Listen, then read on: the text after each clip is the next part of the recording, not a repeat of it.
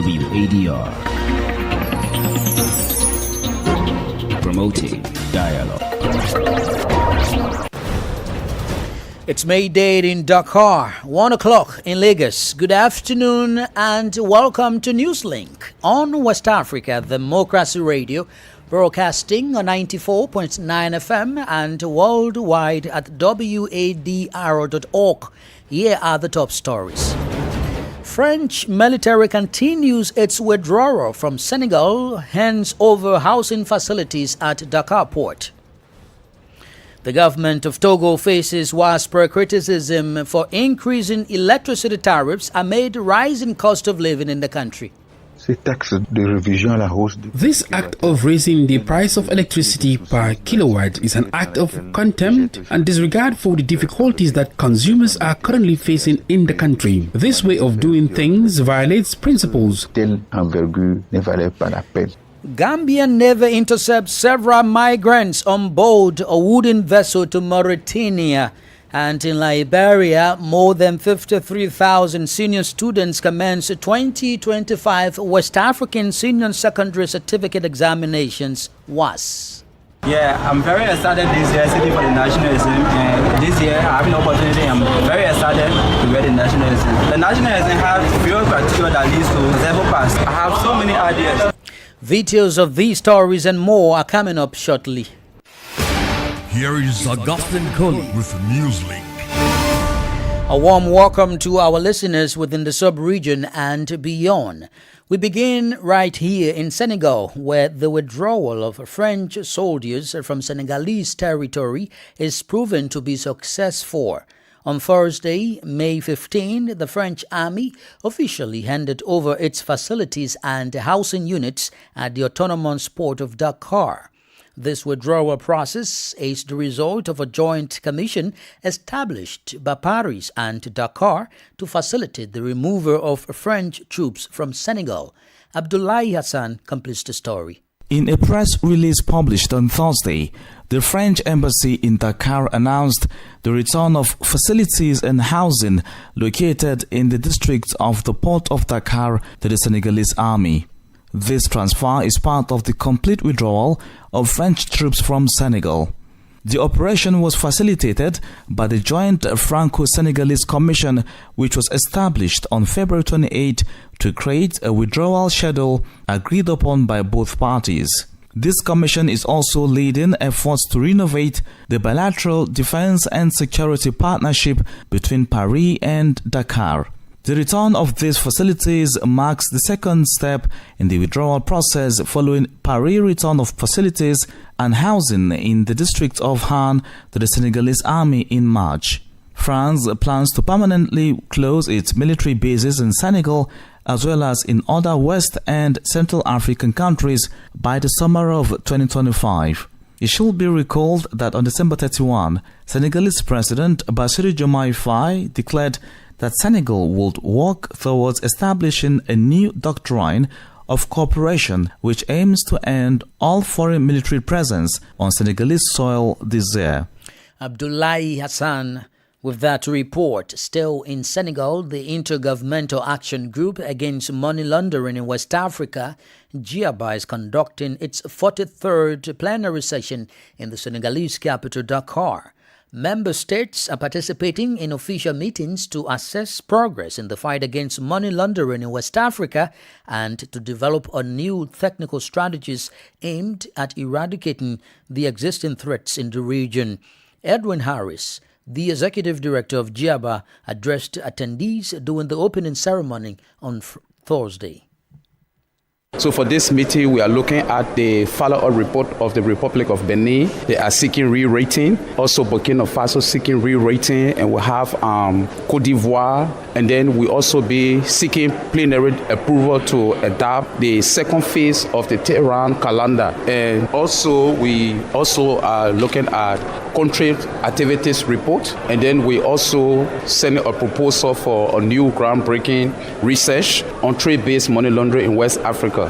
This money laundering, terrorist financing is a global trend that continues to move. However, in West Africa, we have strengthened our technical compliance towards the fight against money laundering. But when it comes to the effectiveness, we still have challenges, and this is where we are. So as we enter the third round, we look forward to see how we can support member states to improve effectiveness. If effectiveness is improved, we can be assured that not on a big basis, but on a gradual basis, the incident will be reduced.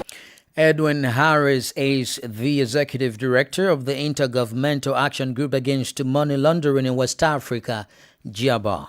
Away from Senegal, the Gambian Navy on Thursday intercepted over 100 irregular migrants, including 2 minors, on board a wooden boat suspected of transporting them to Mauritania. The boat was escorted to the Navy base in Banjul, where the migrants were processed and subsequently handed over to the Gambia Immigration Department. According to the Gambian Navy, the boat had departed from Buyadu in the Gambia on Monday, May 12 this year. The migrants had traveled to Nouadhibou in the Republic of Mauritania, but became lost at sea and ended up back in the Gambian waters. Among those detained, there were 97 men and 17 women who appeared exhausted at the time of their arrest. Medical personnel from the Gambia Armed Forces stationed at the Navy base attended to the sick migrants. Lieutenant Commander Farah Job, the commanding officer of the Navy Command, led the handing over procedures to representatives of the Gambia Immigration Department present on site. Elsewhere, the government of Togo is facing widespread criticism for increasing electricity tariffs amid a rising cost of living in the country. This new measure took effect on May 5 of this year, following a ministerial decree that announced a 12.5% increase in electricity costs, excluding taxes. Several civil society groups, including the Togo's Consumer League, have condemned the government's decision. The association highlighted the lack of consultation with stakeholders and warned about the social consequences of this measure, which they consider unfair, given the already challenging economic situations in the country. Imo Edit has the details in this report. According to the Togo Consumer League, LCT, this increase in the price of a kilowatt per hour comes in the context of high living costs, exacerbating consumer poverty. Emmanuel Sugaji is president of the LCT.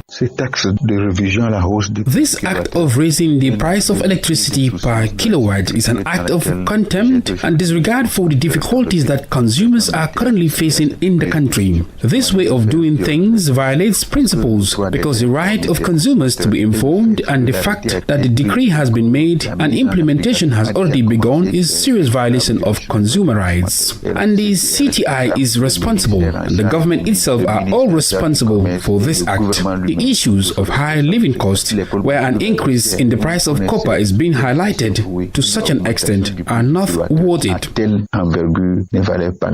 The Togo's Consumer League also warns of the social consequences of this decision, calling on the government to urgently review this measure. We believe that the government must review this situation at the risk of creating very bitter feelings among the consumers. The situation is already tense on the visual front. The government must take the matter seriously to cancel this revision and engage in discussions to think about a lasting solution to the energy issue in Togo.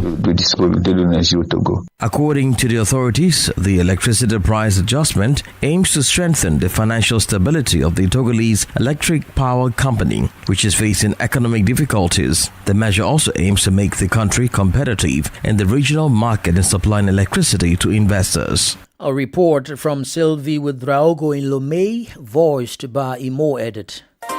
More stories coming up on West Africa Democracy Radio. Newslink continues. Let's turn our attention to Liberia, where more than 53,000 senior students are writing the 2025 West African Senior Secondary Certificate Examinations, WAS. This regional examination is not just a test, it serves as a gateway to future academic and career opportunities for the young people in Liberia. WADR's Monrovia correspondent Ibrahim Parker reports. The regional exams are being conducted across 379 centers nationwide, encompassing 192 public schools and 851 private institutions. From May 15 to June 10, 2025, students were engaged in this rigorous assessment, a period marked by both anticipation and determination across different subjects. Dalboto, the WAEC Liberia regional head, has urged the students to approach the exams with faith, reinforcing the importance of believing in their abilities. Students, just want to encourage them that they should believe in themselves, they compete with anyone. At the same time, several students have voiced their confidence in their preparations and are optimistic about their chances of success. Yeah, I'm very excited this year sitting for the national exam, and this year I have an opportunity. I'm very excited to wear the national exam. The national exam has few criteria that leads to level pass. I have so many ideas. However, the examination period has not been without its challenges. A troubling situation has emerged at Crest Vision Academy in Monrovia, where at least 24 students are unable to participate due to the administration's failure to register them for the exams. This has sparked disappointment among the affected students who feel let down by the institution's oversight. I'm so much hurt. The anger is so much, so I don't need to go and ask. The student wasn't mean our parents, so I'm going home. Yesterday I was in on campus, but my colleagues out there very much angry. As the examinations progress, the nation holds its breath, hoping for successful outcomes that will show the path toward a better future for Liberia's youth. For Newslink on WADR, Abraham Parker, Monrovia. Crossing over to Cote d'Ivoire as the trial involving opposition party PDC are re-elected President Tidjane Cham and executive member Valerie Yapo has been postponed to May 22 this year. The conclusion of this legal battle, which involves a member of Cote d'Ivoire's oldest political party challenging the legitimacy of Tidjane Cham's leadership, was initially anticipated for Thursday, May 15. This postponement marks the second delay since the trial began, which aims to contest Cham's role as head of the PDCR. Valerie Yapo asserts that the president of the opposition party still held French nationality at the time of his candidacy, a claim that has stirred controversy and led Cham to resign as head of the party, only to be re-elected almost unanimously afterward. Following postponement of the case, Cham's lawyer, Angie Rodrigue Daji, stated on his Facebook page that the case is unfounded. Let's focus our attention on the Central Sahel region now, specifically Burkina Faso, where the Institute of Black Peoples has been re-established. This institute, originally funded by the late Captain Thomas Sankara during the August 1984 revolution, was disbanded after his death. Nearly 40 years later, it has re-emerged with the vision of promoting African culture and values. Francis Boniface has the details in this report. The Institute of Black Peoples was birthed by Captain Thomas Sankara following his trip to the United States in 1984. During his visit, he saw firsthand the conditions of Africans living in Harlem. Gilbert Ouedraogo is a spokesperson for the Burkina Faso government. And he made the sad observation of the almost inhumane treatment that was reserved for these Africans. Upon his return to Burkina Faso, Captain Thomas Sankara, outraged by the observation he made in Harlem, decided to launch the Institute of Black Peoples during an international symposium held in Ouagadougou in 1986. The Institute of Black Peoples was officially created in 1990, shortly after the death of Thomas Sankara, who had been the leader of the revolution.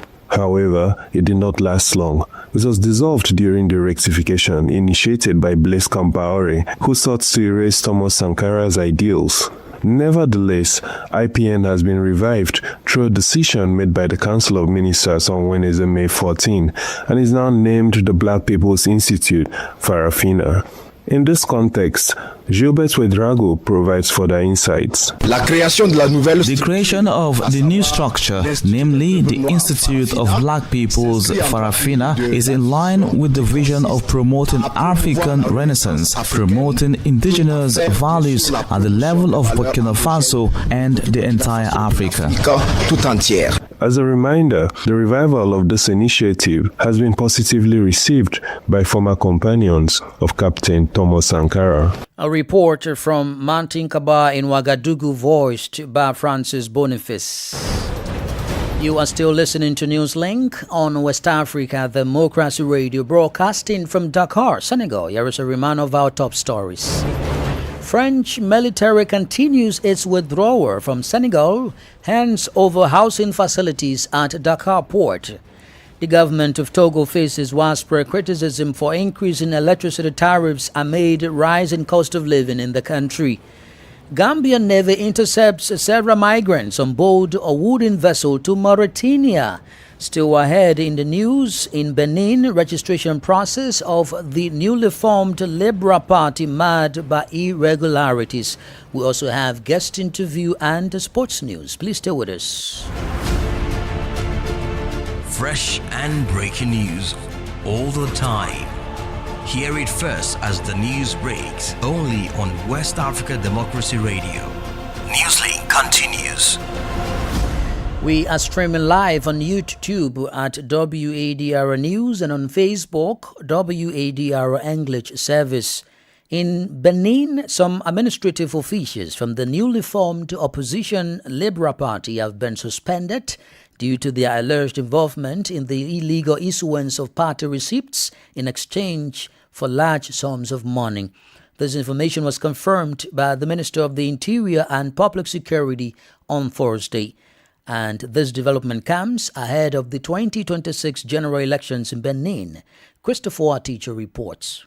According to the statement by the Minister of Interior and Public Security Alhassan Saidu, the file for the creation of the Liberal Party was initially submitted on August 2, 2024. He added that after review, deficiencies were noted to the party's founders, who subsequently made corrections on October 2024 and January 2025. It was only on April 14 that the final file was submitted with corrections following a general meeting held by the party in Abomey, Calavi. This version was deemed to comply with the provisions of the Charter of Political Parties. On April 28, 2025, the ministry issued a provisional receipt for the final registration of the party.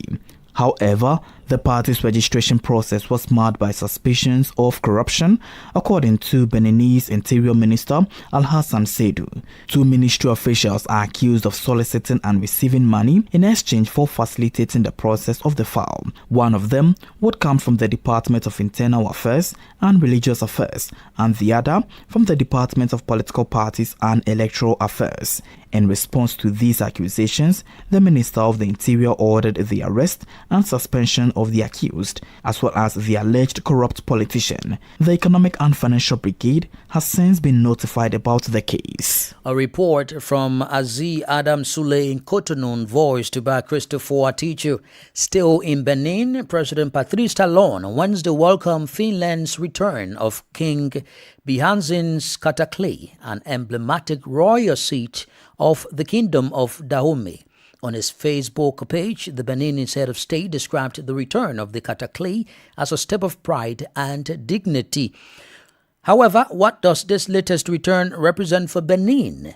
Emerick Patry, a lecturer in art history at the University of Abomey Calavi in Cotonou, speaks with WADR. Le retour du Cataclysme, c'est la suite des 26 trésors royaux. The return of the cataclysm is the continuation of the 26 royal treasures repatriated by France in November 2021. Since this cataclysm is part, just like the 26 treasures, of the collection of objects taken by General Goddard. So, it is a story, an odyssey that continues. It is a good thing to have a strong symbolic element still in the Beninese heritage, just like the 26 treasures that will soon be part of the exhibition in one of the museums that will open its doors in Cotonou in the coming days, to create an exhibition that will not only be presented as a national exhibition locally, but also participate in exhibition exchanges with other countries in Africa or Europe, since the fact that Finland is returning this cataclysm is also the result of exchange exhibition objects, but this time between the Trocadero Museum, which became the Museum of Man, and the National Museum of Finland.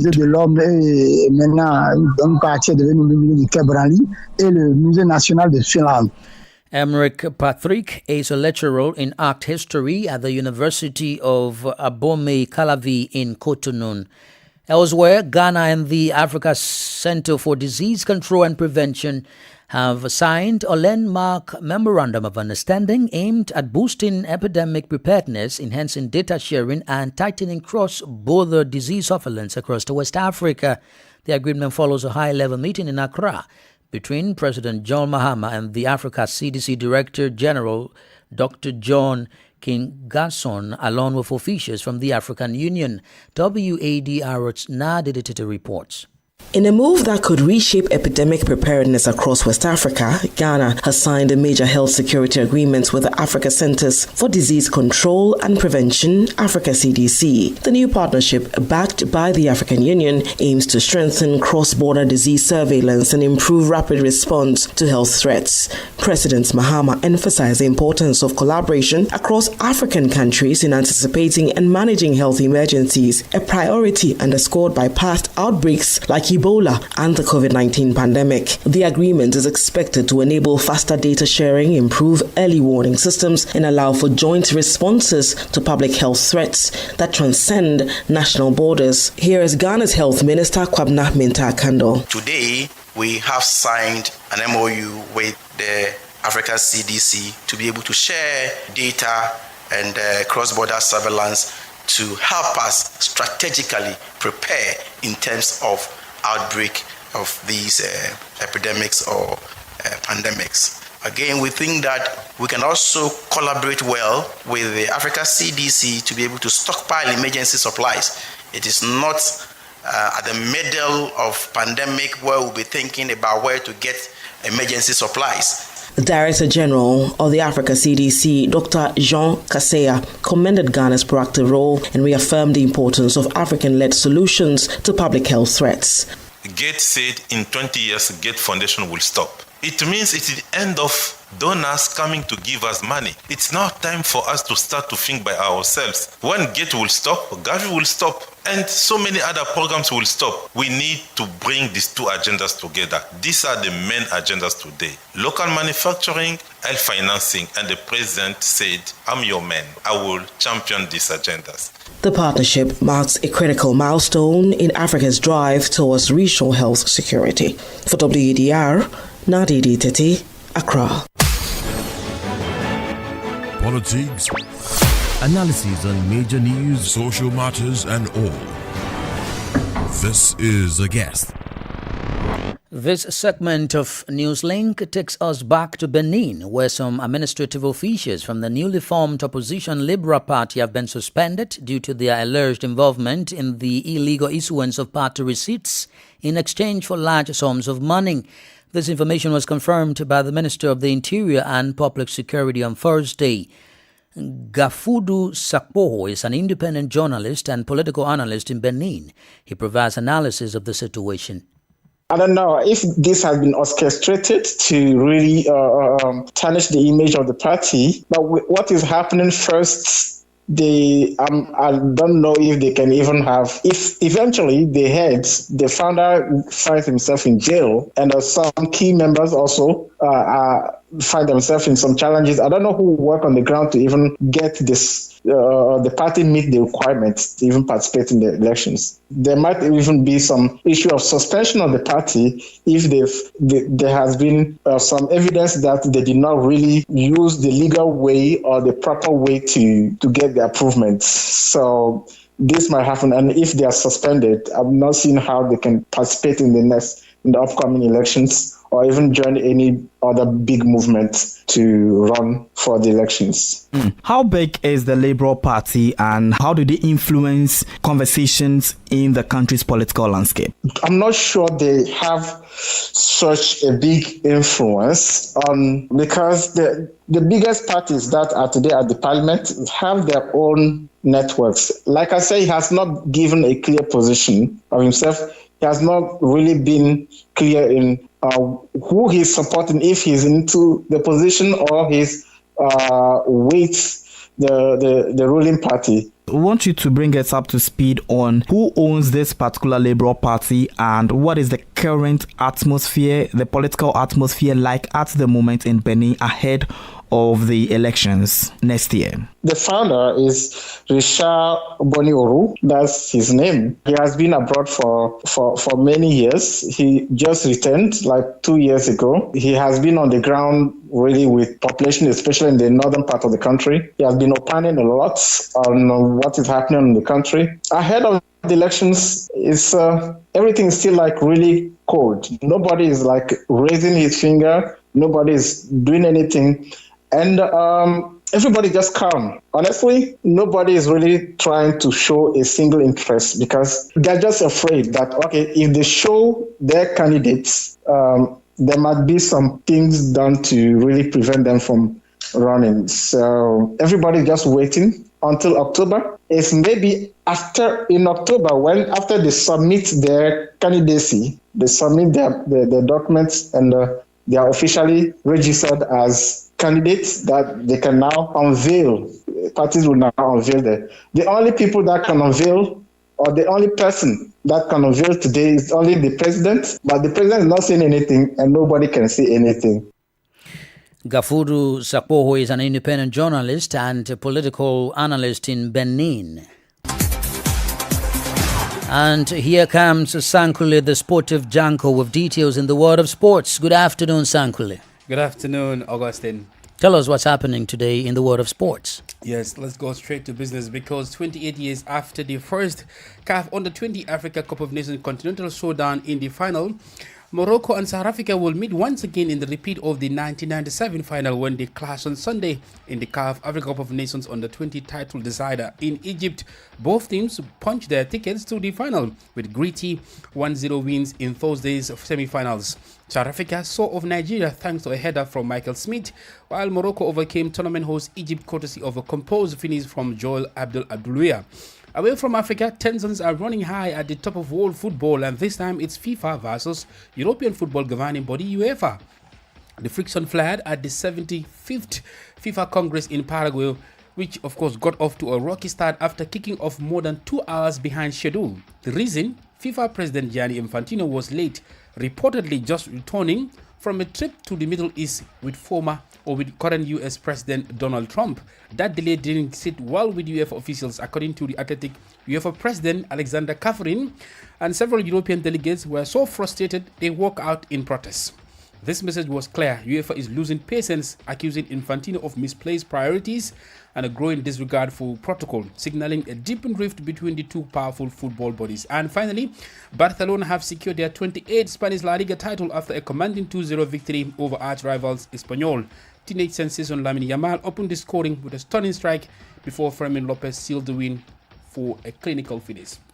Thank you, Sankule, with that details coming in the world of sports. With that, we've come to the end of this edition of Newslink on West Africa Democracy Radio, broadcasting from Dakar, Senegal. Thank you for listening. And many thanks to Mustafa Sek and Sheikh Njai for the technical support.